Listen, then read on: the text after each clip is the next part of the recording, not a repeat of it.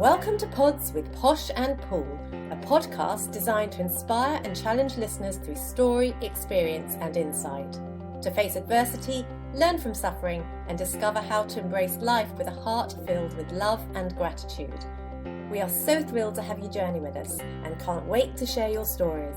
Join Sue O'Callaghan and Joanne Webb as we disrupt the theory that everyone has perfect lives. Hi, thank you for tuning in and we warmly welcome you into our Pods with Posh and Pool tribe. Joining us today is Lance Burdett of Overwhelm International. Lance, a former crisis negotiator and instructor with the New Zealand Police, specialised in suicide intervention for 13 years. But he had to stop and reassess his life in 1999 while battling with depression.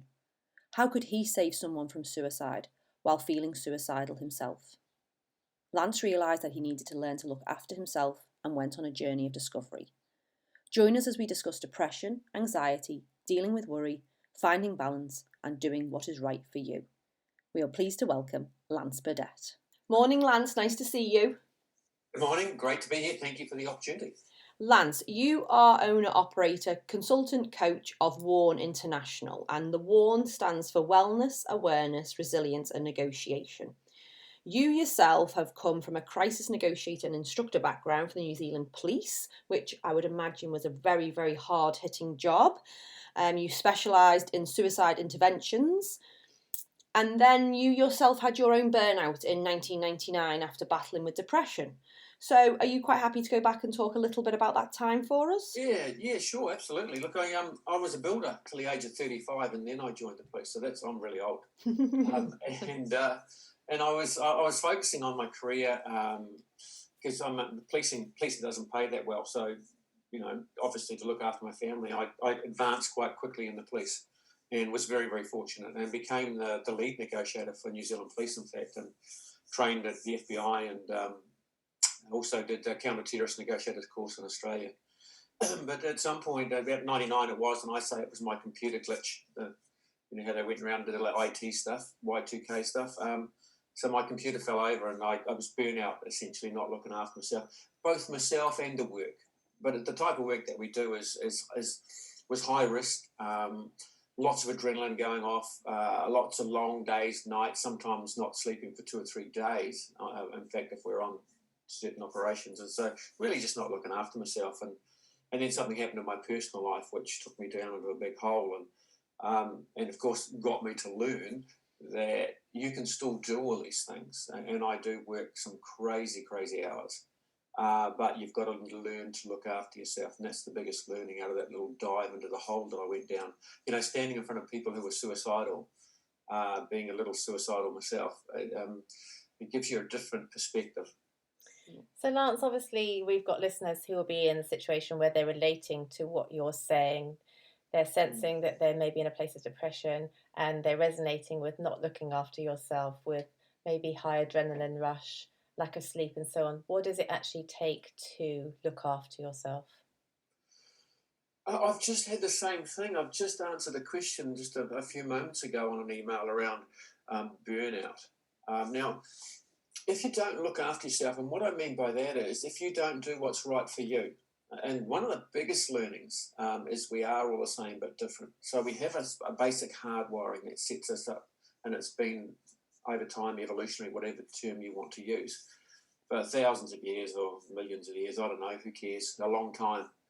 And so we have this basic framework, but for each of us, our framework, our soft wiring, the stuff that we learn in our life, and our genetics and everything else that combined makes us different. So we're the same but different. So the way I describe that is I'll ask somebody in the audience, what was the name of the first school you went to, and say to everybody else, what was the name of the first school you were thinking of that, of your own school, weren't you? And everyone goes, yeah. Well, that's the basic foundation. We reflect on ourselves the whole day. Where is the danger? Is the information that's coming to me danger? But the difference is in if I ask the audience if a dog could speak and say one word, other than walk or food, what would that word be? And most people say woof. But some people say wan if you're born in Japan, depending on where you're born, depending on what you were told as a child. And so there's a mix of that, and that makes us all different. So it's finding what works for you. And this is, we can roll out generic programs, but they don't work for everyone, right? So we're told that, and for me, they're told that we should exercise. We can climb a mountain, we can do a jigsaw puzzle, we can write music, we can hug a tree, we can have a bubble bath. I love bubble baths. We could do all of these wonderful things. We could do breathing, and I teach a lot of breathing. Don't teach, I coach people on a lot of breathing techniques. But unless we find what works for us, it won't work. See, I was told when I was struggling that exercise is good for you. So I was doing an hour in the gym in the morning and an hour after a 10-hour day doing an hour run in the evening. Right, so 12-hour days and basically burning out because somebody said you should exercise. And it wasn't until they said, well, no, it's only 15 to 20 minutes a day is all you need. And the same with my breathing. When I went to a psychologist when I was unwell, he said, you've got to do some deep breathing. And he was just giving me the basics. And I was doing this, for minutes on end. And I went back to him about a month later and said, this breathing is rubbish. It doesn't work. He said, how long are you doing it for? I said, a minute, 2 minutes. He goes, no, 3 or 4 breaths is what I told you. And so it's unless we get all the information, unless we know what's right for us, and that might not, and it's not right for me. I can't just breathe deep. So I do a sigh and a few other breathing techniques. So it's finding a balance, and this person's on the risk of burnout. So what are the indicators of burnout? And it's very high. It's recognised by the World Health Organization as the most detrimental workplace risk these days. Well, it's different. You might end up with the adrenal fatigue syndrome, because your adrenaline's been going. You might end up with depression. You might end up with being continually chronic depressed. And so again, it's different for each of us how the outcomes are. I live an active life, right? So not as in sort of physically active, but mainly working. I work. So I was up at 7 this morning. I won't finish till 9, 10 tonight, and that's every day for me. Working. Sunday or yesterday, work, right? But between those times, I had little breaks. I focused on what I was focusing on, and for me, that works. Am I at risk of burnout? No. Why? Because I've worked what works for me. If something plays on my mind, that's worse for me than sitting in front of a computer and getting it done. And so that's the key for this stuff, is to experiment with yourself. And the whole time you're experimenting with yourself, you're working on something. Yeah. And so when you are doing these climbing the hills and hugging the trees and that makes us feel good, right? So we get endorphins, we get oxytocin, we get dopamine, we get all these good neurotransmitters, good chemicals. But when you come back to it, you've still got what's on your mind. And that, for me, I'm 62. It's taken me a long time to figure that out, that it's right for each person. But fixing what's on your mind, you can work at worrying or work on what's worrying you. This thing doesn't care. It will do either. Mm-hmm. So you're better off just saying and focusing. So I love lists, and I've developed a model for dealing with worry, which basically works like a business continuity plan that we have in organisations, of extrapolating out, write the tasks, extrapolate them out, then number them, easiest to hardest, so we can get that little dopamine shot every time we tick it off. Self-actualized neuroplasticity, the ability to drive a new neural pathway to change a pattern of behaviour. And that works for me, right? The definition of anxiety today, that anxiety a lot of kids have it, and you would know in your work, and the fabulous work you do. I've been having a look, been sneaking around your website. Fabulous work that you do. The definition of anxiety, according to the APA, is worrying thoughts. So our young people are worrying more than ever. Why? Because they've got more information coming into their prehistoric brain than ever before. They're more empathic than any other generation. You will know that too. And I have some stand-up, wild-loozy discussions with people who say, no, they're not. They're self-centered, take selfies. They're comparing themselves with others. That's what they're doing. Yeah. They're reaching out in their own way for, I'm here, come and hug me, come and love me. Totally. Yeah, no, we couldn't agree more, to be honest with you. And everything you say is music to our ears, and we totally agree. You know, both Sue and I work one-on-one with individuals and try and help them. And you're right, there's no set plan for each person, and it is just tapping in to them individuals. And we're all beautiful, we're all gorgeous, we're all here for a reason, finding our passion and purpose. And you're right, the brain is such an amazing tool, isn't it? It can take us down such rabbit holes of worry, and we spend a lot of time worrying about worrying.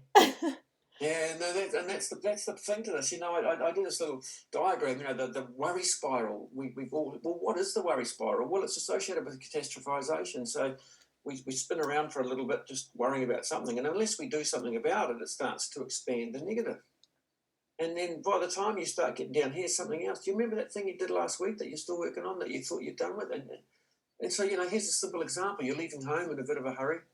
See how you shout out to your partner who's at home there, and just as you close the door, you hear this voice, whatever, and you think, you wait till I get home. I'll deal with this later. And you think about it all day. By the time you get home, you're having a divorce, you're breaking up, the world's over, right? And you open the door, hello, expecting no one to be there. Hi, how was your day? You're like, what is wrong with them? Oh, my day was good. How was yours? You have a little chat, and you go, hey, when I left this morning, what did you shout out? Love you forever. What'd you think I said? Oh, nothing.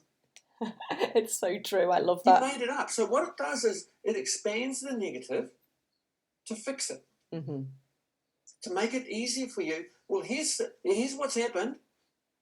You misheard something, but don't forget that. You ended up expanding it and thinking, well, and it ends up being self-blame. How often does that happen? Oh, really, it is my fault. It's not them. I must have done something. It ends up like that because we reflect on ourselves.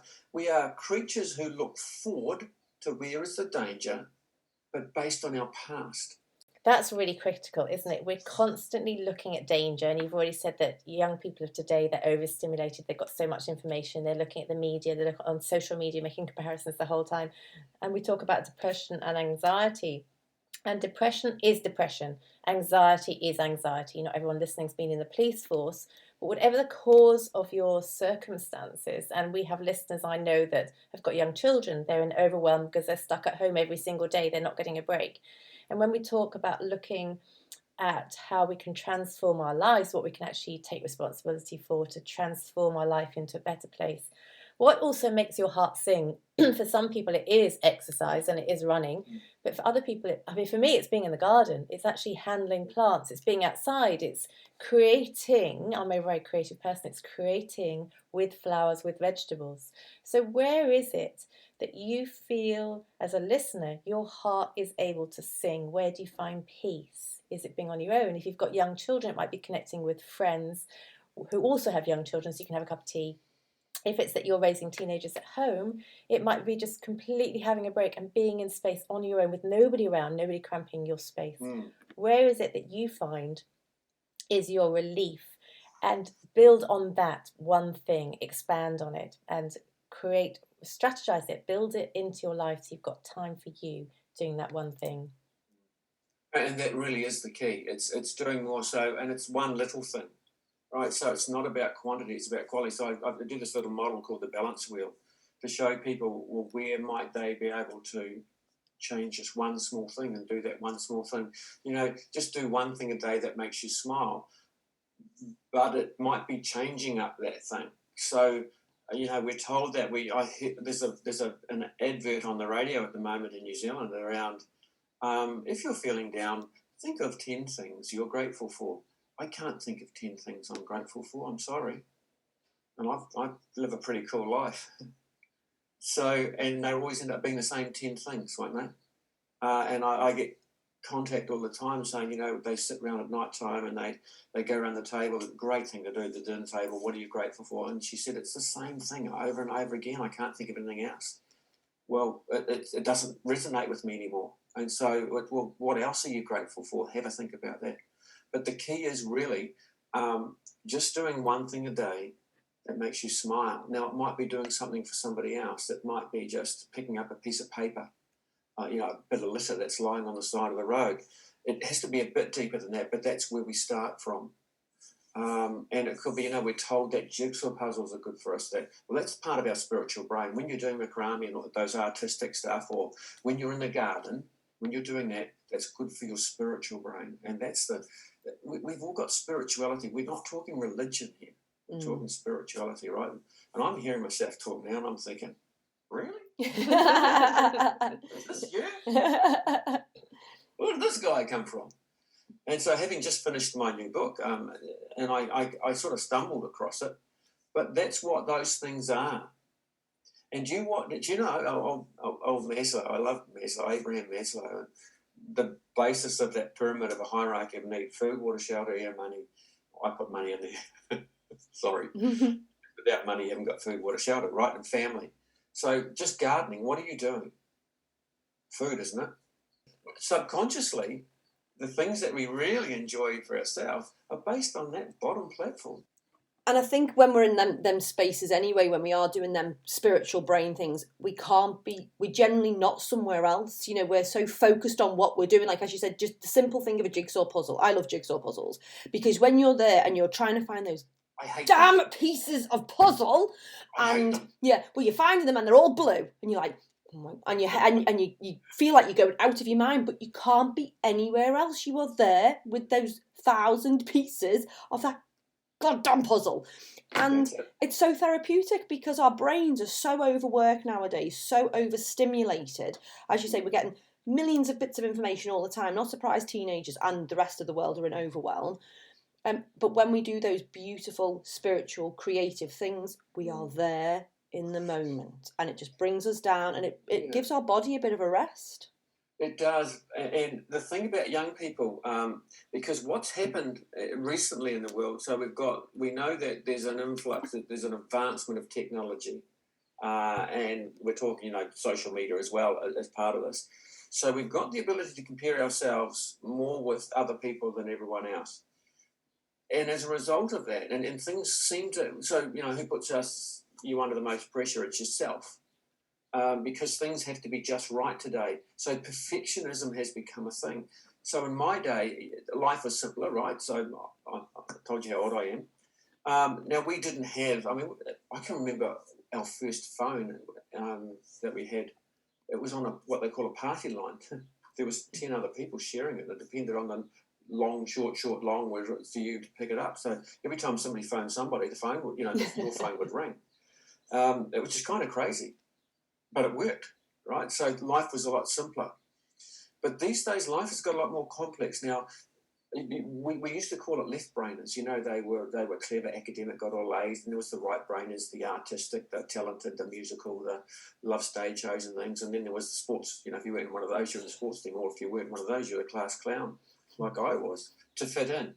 But these days, kids want to be all of those things. And this is the thing.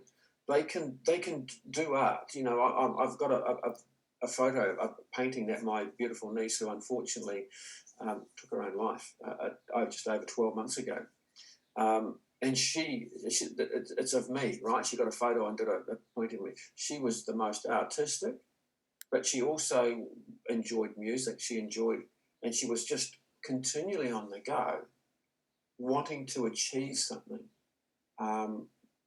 That was never achievable. And that's what's happening a lot with young people. So I think we've got to be careful when we offer them suggestions, and I know that you would know this, but when you offer them suggestions, it's not your suggestions, it has to be theirs. But we have to, and I know it sounds a bit crass or a bit dumb, but applaud the process and not the outcome.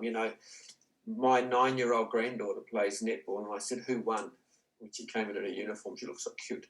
I said, "Who won?" She goes, "Grandpa, we just like playing." Oh, that's lovely, and that's so important, isn't it? So I said to my daughter, "What are you teaching her?"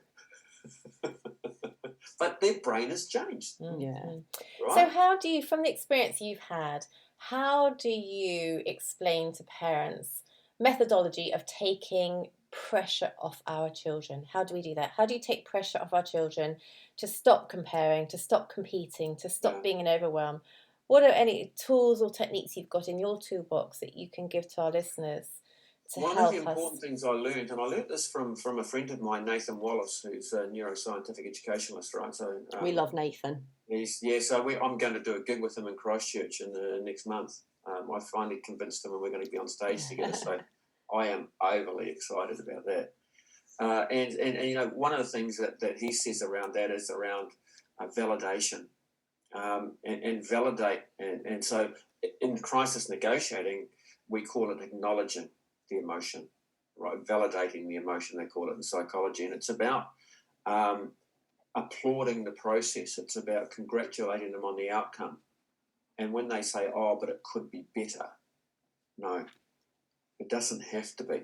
Because the thing that, and I've done a bit of work on this, not enough, I'll admit, but these days, young people, and I put a little article of it in a little excerpt of my book from a person who was helped develop Facebook. Two of the developers have now come out and said this. So that this was the first one who said, we sort of knew something might go wrong with the ability for people to compare, young people to compare with others, and the dopamine that you get.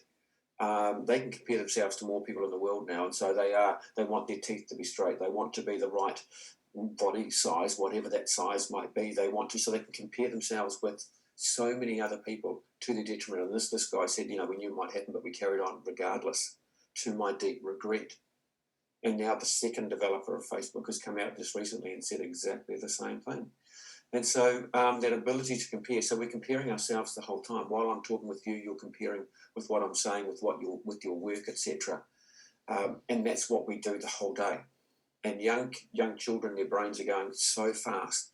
They are already neuroplastic. You put a bit more dopamine in there and they become even more neuroplastic, and they're getting excited about the social media, and they're getting excited about the comparisons. And then we get that one hurtful comment, you're fat. And because their brain is already now really excited and opened up, whoomp, and it closes on it. And that's all they focus on. And that's what's sort of a simple explanation of it's a little bit more complex, but that's a simple explanation of what's going on.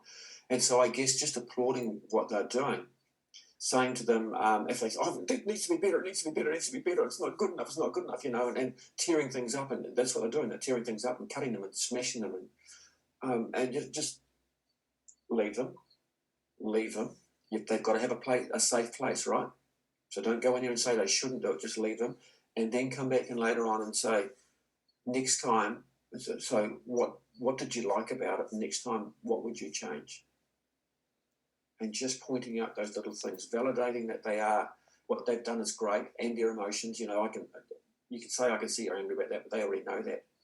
But certainly, when you push on people today, they push back twice as hard. And I get messages. In fact, I had a meeting just the other day with parents who their daughter had gone into drugs, teenage daughter, a terrible childhood, an incident I'm not going to mention on here that happened. So, we covered up with drugs and things. And what they were doing lovingly was saying, you need to stop this, you need to do this, you need to come home, you need to. And I said, no, she doesn't. She needs to know that there's a loving home to come home to.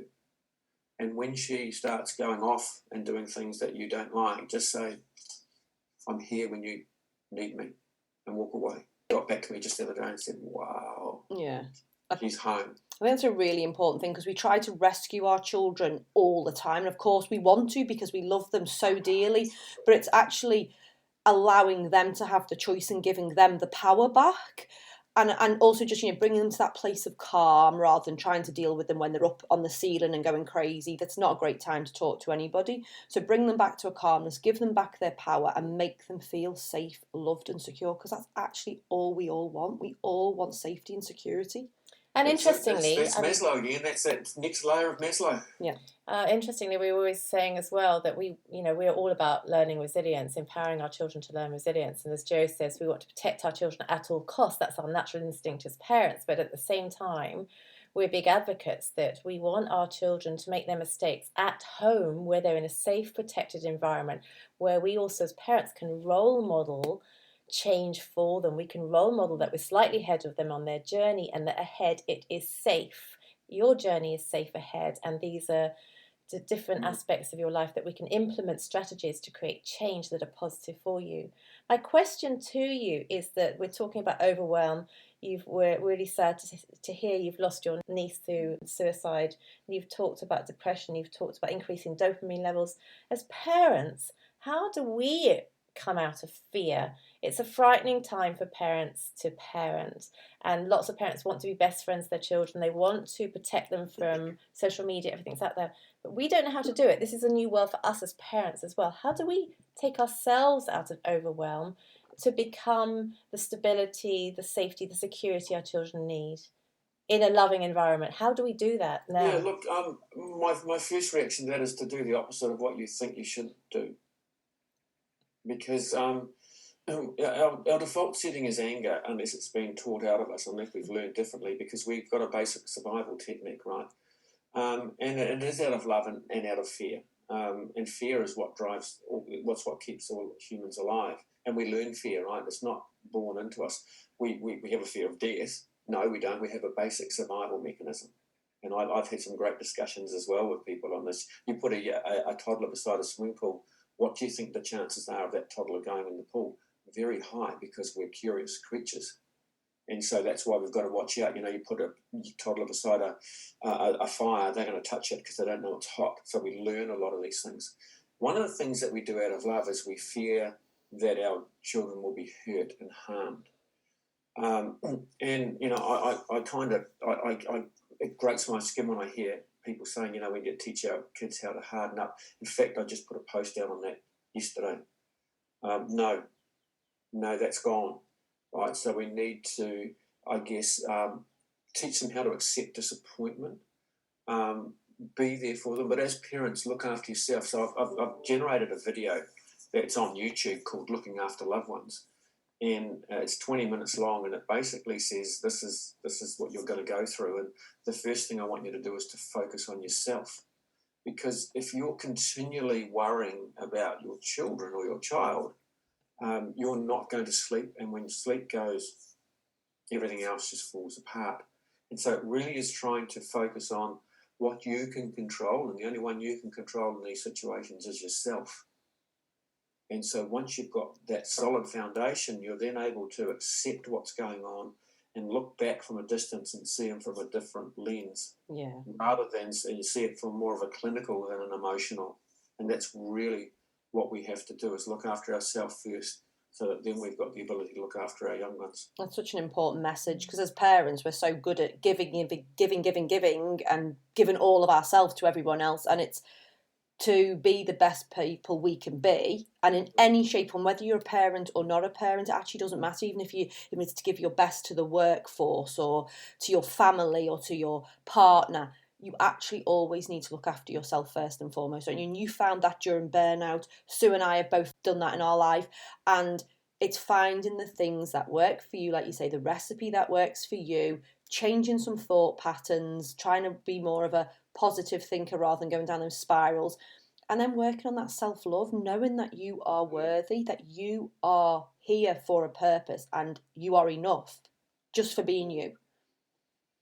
Yeah, I always usually in my presentations would go with your heart and not your head, because your heart knows best. And somebody took me to task on that, cops. I hate them. I love them to bits, ex-colleagues, and so a lot of them sort of follow what I do, and every now and then one will pop in and I'm like, oh, here we go. Oh, no, you've got to focus on the head, because that's where your thoughts are. And I said, well, as a crisis negotiator, we try and find the hook to keep the person talking, and the hook is something they love.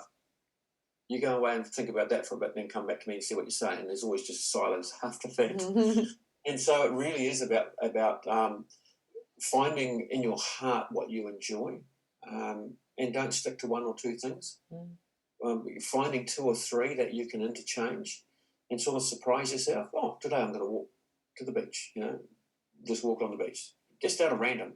You'll drive on the road just to see that, oh, wow, look at that park. I'm going to have a swing. Just dumb stuff. I love that you talk about the heart come out of your head, because I have an exercise that I do with my parents, which is I say to them, in your back pocket at all time, you have a pack of playing cards. And some of the playing cards are discipline, some are the structure, some are the chores in the house, and some are behaviour, some is communication. But I said your joker card, the highest card that you've ever got, is your love card. And when you're in doubt, pull out the love card, because it will shock your child. If your child's come back and they've come back at 2, 3 in the morning and they're late and they were meant to come back at 12 and they didn't communicate, I said the first thing you want to do is go into anger, as you talk about, and it's to have an argument. And that doesn't work. You've done that for 6 months, you've done it for a year. It doesn't work. There's conflict there, and you've come to see me because it's not working. Take out the love card, because it will shock them. You'll create change, and always come back to love. Your parents first and foremost, to love your children unconditionally. And Joe and I always talk about separating the behaviour from the person, so that you address the behaviour and you love the child, and you then dealing with the shame. We don't want any child to carry shame.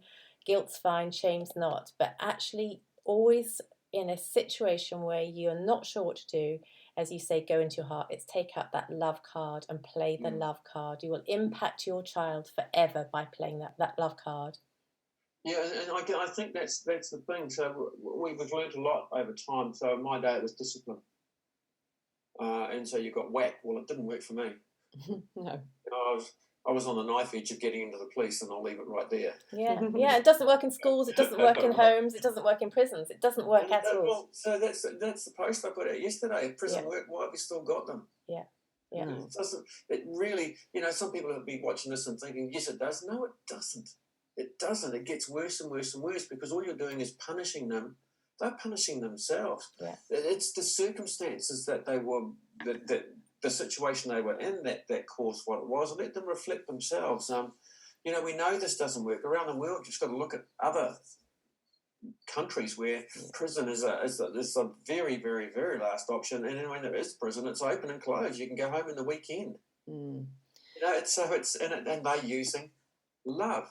They're using compassion, just in a different term. It's called humanity. Yeah.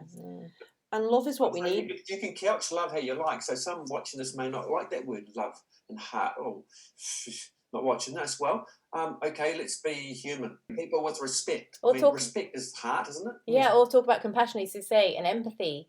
And actually looking at Bhutan, they're the only country in the world that government has got a happiness department, and everything in the country, every law that's passed has to go through the happiness department, the happiness project. And people now recognising happiness, compassion, empathy, if you don't want to talk about love or spirituality, they're key topics, and that's where we want to move to. So before we close, you've given us so many little nuggets to think about, for parents listening, for a general audience listening, so much in terms of where we can go as individuals in our own lives, taking responsibility. What would be one last key message from your life experience that you would like to leave our listeners with? The first thing is focus on yourself. That would be the biggest message is what are you doing? Are you modelling behaviour? Are you looking after yourself? Are you doing the right things for you? Because unless you're in a solid platform, I'm coming from a building background, right? So, and if houses, you can have the most beautiful house in the world. If it's not on a solid foundation, it's going to fall down. And so the only way to understand things is to get you in the best position you can be in to be able to help. So I call it be selfish, a little selfish, to be a lot selfless. So in other words, just looking after yourself, making sure you've got a good night's sleep, making sure that you're in a really good headspace so that when things do happen, that you're able to deal with them and you're able to deal with them in your best way, at your best self. And so that's probably the one key message that I would be focusing on. Focus inwards before focusing outwards.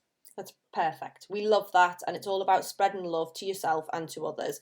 And Lance, our listeners can find you at warninternational.com, is that right? Yes, that's it. Yeah, WARN International. Yeah. Perfect, and good luck with your talk with Nathan Wallace. You are highly educated, you are highly trained, and I'm sure everybody would love you to coach them. So thank you so much for your time today, Lance.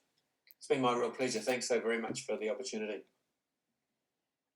Thanks so much for being with us today. For us to inspire others to live their magnificently imperfect life, please subscribe and leave us a 5-star review on iTunes or on your podcast app. You can also follow us on Instagram and Facebook at Pods with Posh and Pool. We can't wait for you to join us on our next episode. Love, light and peace.